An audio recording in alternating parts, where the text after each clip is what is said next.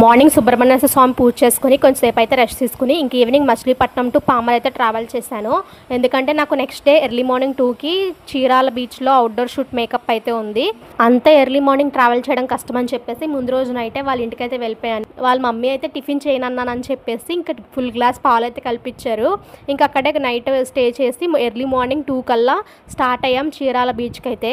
ఇది నాకు చాలా ఛాలెంజింగ్ మేకప్, ఎందుకంటే నేను ఎప్పుడు అవుట్డోర్ షూట్ మేకప్స్ అయితే చేయలేదు, ఇదే ఫస్ట్ టైం చేయడం. మేము చీరాలు రీచ్ అయ్యేసరికి ఎర్లీ మార్నింగ్ 5 అయితే అయిపోయింది. అస్సలు నిద్రలేదు, ఫుల్ టైర్డ్ అయిపోయాం. నా కళ్ళు అయితే ఫుల్ ఎర్రగా అయిపోయినాయి. నేను ఎందుకు ఛాలెంజింగ్ మేకప్ అన్నానంటే ఇక్కడ అసలు ఎలాంటి ఫెసిలిటీస్ లేవు నాకు ఫస్ట్ షూట్కి వచ్చేసరికి.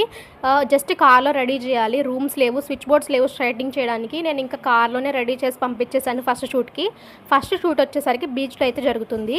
ఇంకా తర్వాత డిఫరెంట్ లొకేషన్స్ ఉంటాయి, different dress changes, different hair styles, makeups changes అన్నీ ఉంటాయి.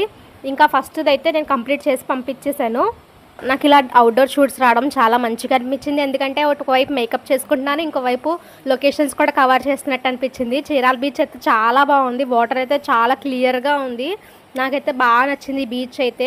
దూరంలో చాలా పడవలు అయితే ఉన్నాయి, నియర్లో ఒక 100 పడవలు అయితే ఉంటాయి. బీచ్ లొకేషన్లో ఒక షూట్ కంప్లీట్ అయిపోయిన తర్వాత రిమైనింగ్ షూట్స్ అన్ని ఒక రిసార్ట్లో అయితే ప్లాన్ చేసుకున్నారు. ఆ రిసార్ట్లోనే డ్రెస్ చేంజెస్ ఇంకా డిఫరెంట్ లొకేషన్స్ అన్ని అక్కడే ప్లాన్ చేసుకున్నారు.